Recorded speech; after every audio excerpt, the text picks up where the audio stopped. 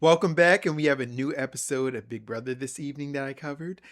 Today, we are going through episode 4, and we had the Power of Veto competition. We had a lot of drama, we had a lot of tears, we had some crash outs. Then we had the Power of Veto renomination ceremony. So, jumping right in. First of all, we finally got the intro. Okay?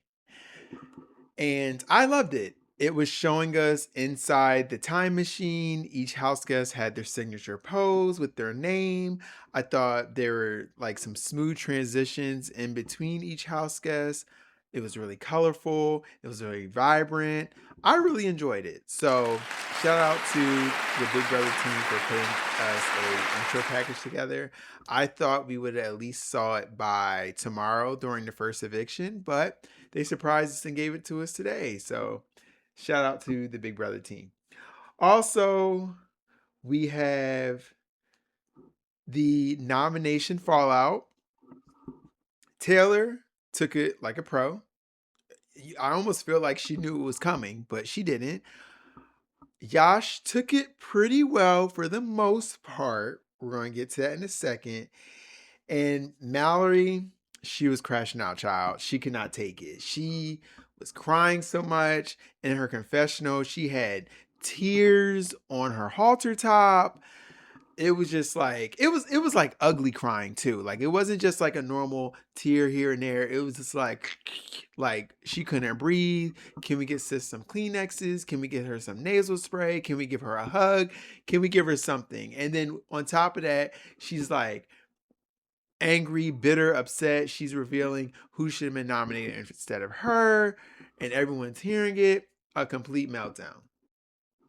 And like going back to Yash, he did handle himself well up until the point where he had a conversation with Dee on the hammock and reveals to her that he felt some type of way that she nominated him because she originally said that her team was safe. Now, how she said in the confessional was like, that's how Yash took it. But we already know the game of Big Brother is about perception versus reality. So even if you didn't intend it to be that way, that's how he took it. Sorry, I have a mosquito in here and it's really bothering me. So if you see me do this, it's me trying to get rid of this mosquito. I do not want to get bit today. So, needless to say, we have Mallory's crashing out, throwing everyone under the bus, tears on the halter top.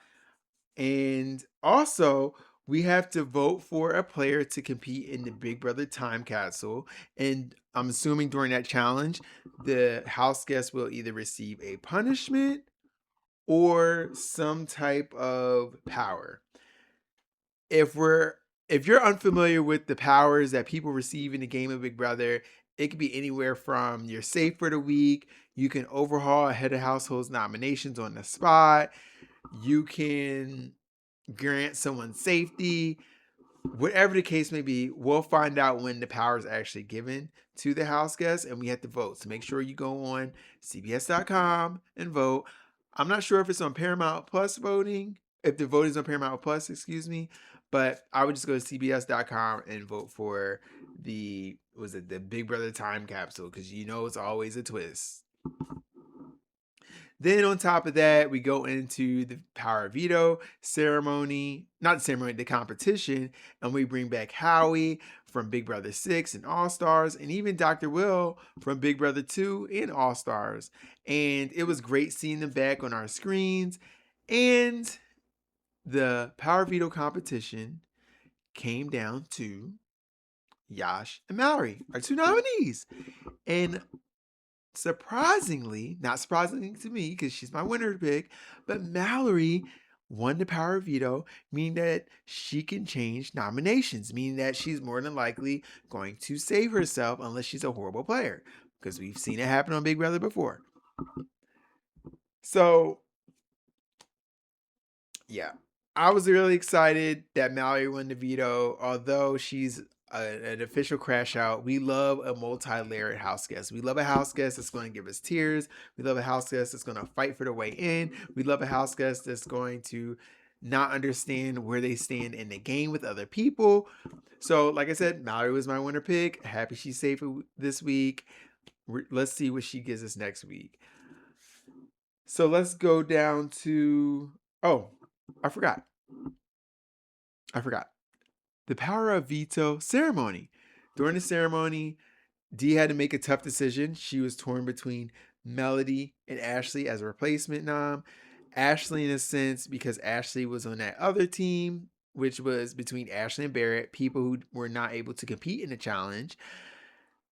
And Melody was also an option because Melody revealed to Dee that she was essentially ready to jump ship on Mallory. And Dee thought that was very, very untrustworthy. So ultimately, Dee settled on Ashley, which I liked Ashley. I liked her going into the week. I liked her going into the season, but she doesn't really have any strong allies up until this point. And like I said in the previous episode, yes, she is social, but right now this is a game about numbers. And just because someone likes you doesn't mean that you're going to be good for their game. So we will see how this vote goes down tomorrow night. I'll cover all the scenarios closer to the end of the episode, but continuing on, we're going to go over the house dynamics.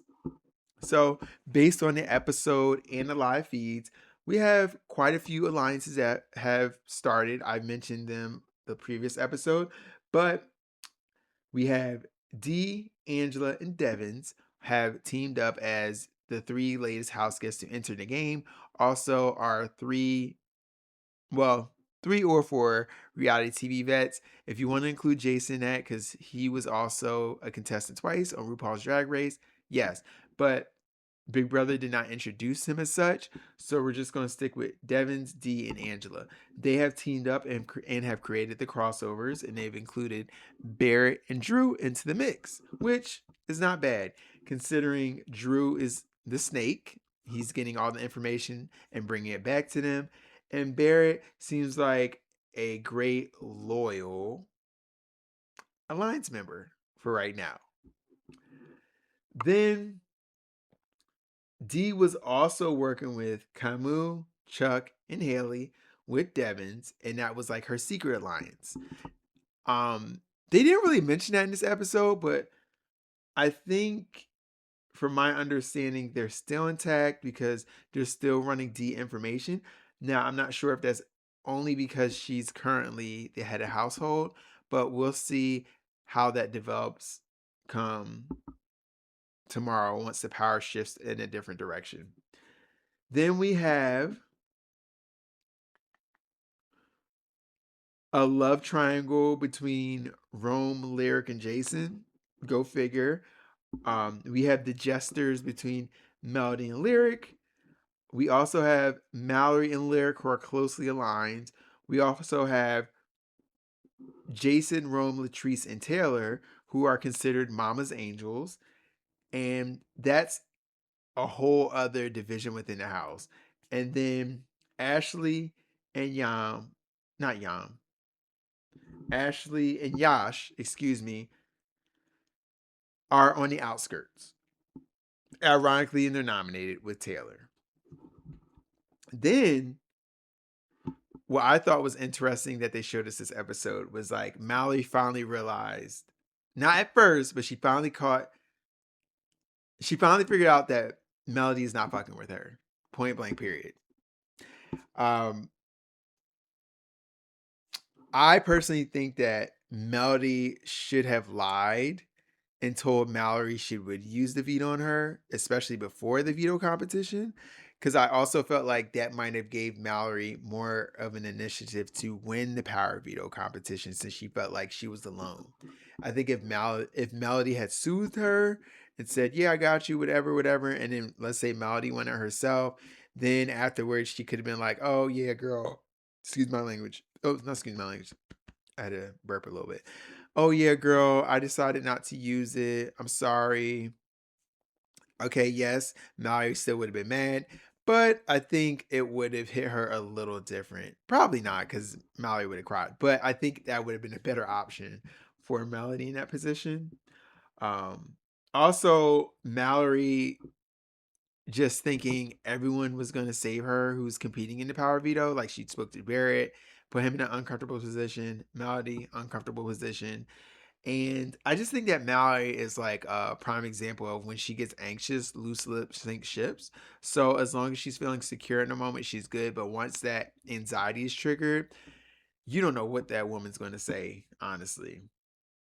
Then another dynamic, Lyric thinking she's on Love Island. She's already talking about possibly marrying Rome. I'm like, baby, I know it's like prison in there, and I know that a 1 minute in the Big Brother house is like a day in the real world, but let's hone it in. We're there for $750,000. Now, if you want to use Rome to accelerate or move your position in this house or game, hey, knock yourself out. But Lyric is giving very much like, my man, my man, my man. This is my man, and I'm standing behind him. And it's like, girl, we didn't even make it through the first eviction. But maybe she sees something or she's experienced something I don't see or have in the game of Big Brother. But your girl Lyric, she's really feeling wrong. And I'm sure he's feeling her too. I'm sure it's not one-sided. But like I said the previous episode, they need to keep it low key. I don't know if they can because Mallory and Yash heard them canoodling in the bed. So once it gets out that they're actually together, I don't know how they plan to keep the target off their back unless they went out, honestly. Oh, then let's not forget the whole Jason and Angela segment we had last episode was beautiful. But then we kind of had like something similar this episode. But then when Angela gets up and leaves the room, Jason looks at the camera with a smirk, like ha ha ha, and then gives us a whole confessional moment about how he's really just playing Angela, which is fine. It's Big Brother. Play who you want to play. Where Jason is going wrong, he overestimates or he's overestimated his relationship with Drew and tells Drew and Melody what he just told the camera, thinking that Drew and Melody he has in his back pocket, not realizing that Drew is going to tell D, who's going to tell Devins, who's going to tell Angela what Jason said about his moment with Angela and what his plans are moving forward, and that's going to bite him in the ass. So, breakout stars this episode. Number one, I'm going to give it to Taylor. Although she's nominated, I think out of the 4 nominees, she's handled herself with so much grace, especially considering how she reacted with the whole Devins thing on night 1, where she pretty much crashed out when he did not acknowledge her publicly. But she even said it herself, like, I don't want Dee to feel like I'm against her. I want her to feel like I'm with her and I'm still open to working with her. Smart move. Smart move, Taylor.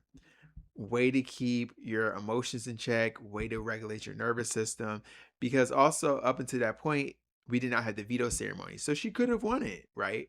Or veto competition. She could have won it, right?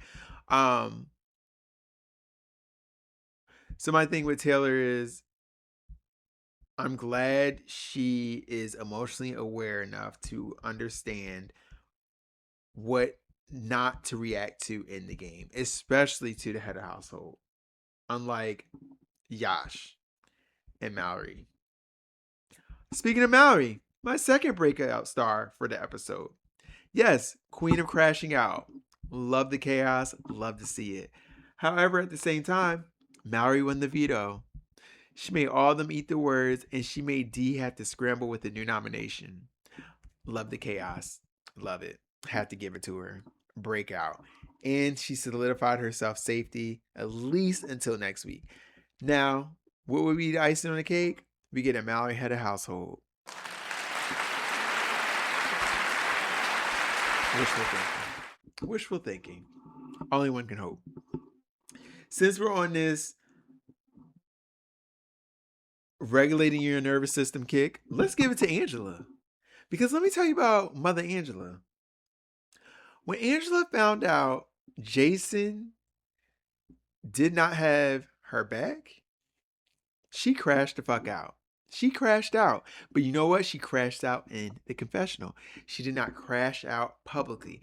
And that is a huge improvement from season 26. Because, like she said, if it was season 26, she would have been ready for war. And Angela held it together. She said, "You keep your friends close, but your enemies closer. And I'm going to act like I don't even know what he said." And that's smart. Because when the opportunity presents itself, she's going to use it. I like that. I like that. That is a breakout star, in my opinion, for the episode. Honorable mention. First honorable mention. Lala. Number one, personality is everything. Love her down. Number two, body is tea. Listen, for her to be in her late 50s, mama's walking around in a two-piece bathing suit, giving. Love it. Abs, body tea, booty, smooth skin. I'm not even mad at it. I'm just ready for her to win a challenge. Just give it to me, Lala. Give it to me. I want the win for us. I want the win. Now, let's go to our power rankings. Who's in the best social position moving further? First up, I'm going to give it to Drew. Drew is playing a rat floater game, which is not respected enough. And I respect it because people trust him enough to give him information. The fact that Jason thought he could trust Drew speaks volumes. And Drew ran that information like a rat back to D. I'm not even mad at it. And I doubt Jason will realize who told D between Drew and Melody. So I think going into next week, Drew is covered. Because I don't see D, Angela, or Devins, or Barrett turning on him next week. Because they need him. He's resourceful. He provides information. He's a rat. I don't hate it. Next up, D. Although she's safe as head of household, in my personal opinion, she did a really great job with her nominations. Although the logic was a little questionable, right? But I think that despite being the winner of Survivor, I don't really see too many people targeting her next week. I feel like Mallory probably would nominate her and Yash. But other than that, I think she's safe going into next week unless something crazy happens. Then third, I'm going to give it to Barrett. Like, Barrett has been playing a very under the radar game, which is what you're supposed to do in Big Brother at first. Not everybody, but the gamers know. Play dead. Win your competitions here and there. Build those alliances. Then once the jury hits, play hard.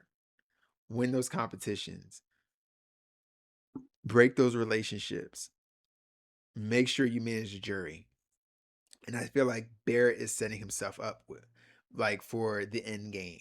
Like, I might be prematurely speaking that, but also he's getting a little close with D. I think they cuddled last night. So a showmance might also be in the works for him. Also, D can win a competition or two. So he will always be safe for her. Plus, he's in an alliance, a major alliance.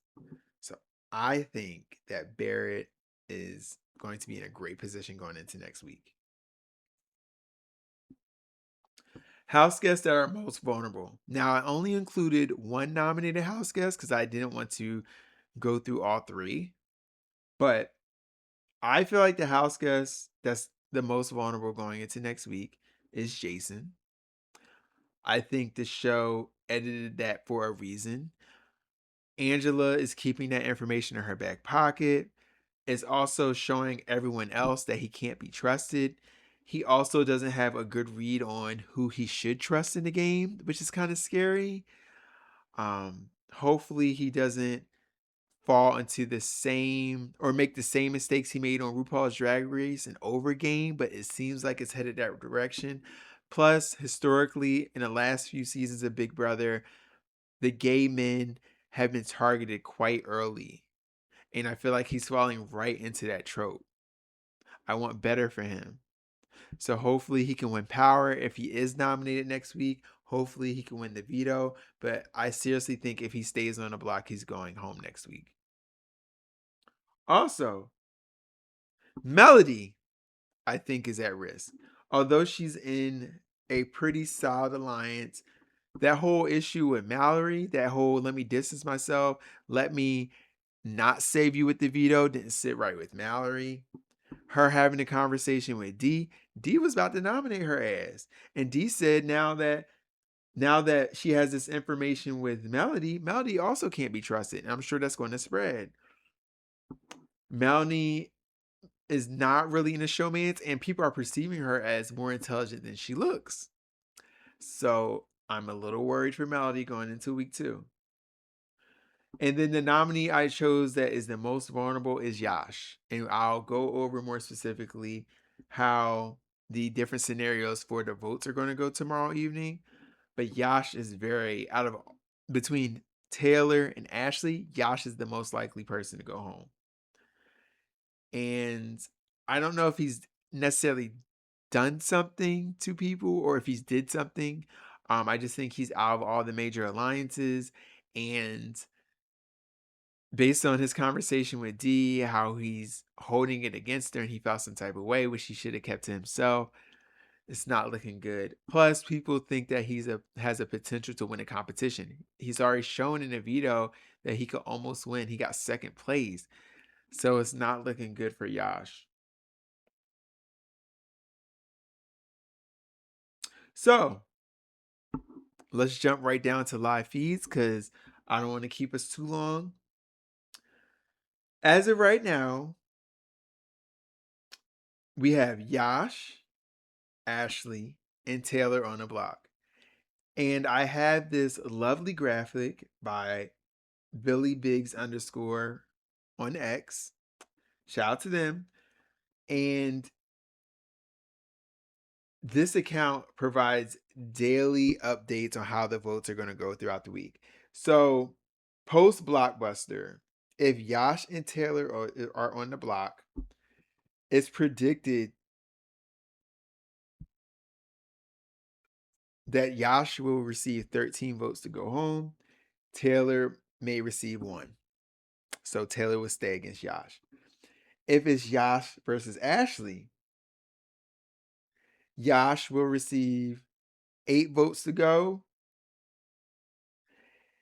and Ashley will receive 7 votes.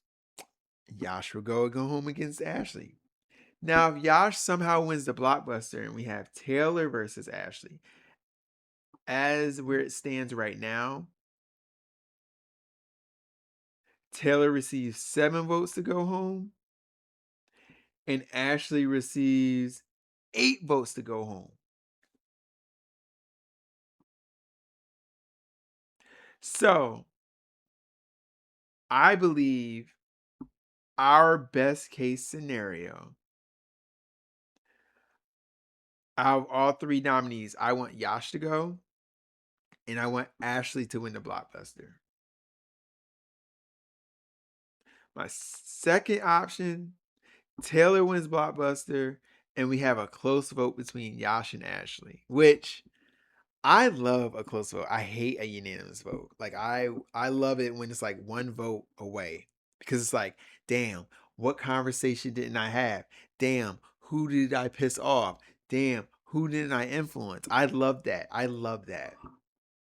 Then worst case scenario, Yash wins the Blockbuster. Then we have Taylor versus Ashley, which is going to be very close. Who I don't want to go home is Taylor, because I feel like she's way more entertaining than Yash. But then I feel like she has more longevity than Ashley.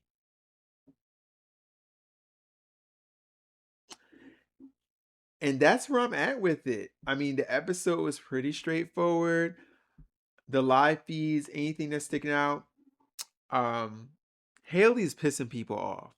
Haley is pissing people off. I don't know if she lacks social skills, but everything is all about athleticism, fitness. Also, I don't know how true this is, but Kamu had a conversation with D trying to get Lala renominated, saying that he heard from Haley that Lala was being aggressive, which you already know how I feel about calling a black woman aggressive when, from my understanding, Lala has been nothing but pleasant to everyone. Don't like that. And like I said, Kamu said he heard that from Haley. So I don't know how true that is. Also, Haley has been trying to get Taylor out, Lala out, probably Jason out. It's like, okay, I'm starting to see a pattern here, Haley. Let's reel it in. So Haley is the person I don't want to win head of household next week or at all. It's to remind me of Christmas. We don't need another Davon Bailey situation. That's just how I personally feel. Other than that, the live feeds seem pretty straightforward. We haven't had like a major blow up yet. Allegedly, Lala and Angela might have gotten into it, but it wasn't shown on the feed, so I can't even report about it. But other than that, we'll see what happens tomorrow. Sorry again for the mosquito flying in. I guess they saw the light on the camera and felt like they wanted to get involved in our episode or our conversation. But yes, check in with me tomorrow as we do a coverage for our first ever live eviction for the season. And be sure to like, comment, and share with all your friends, family, or followers. Can't wait to catch up with you tomorrow. Take care.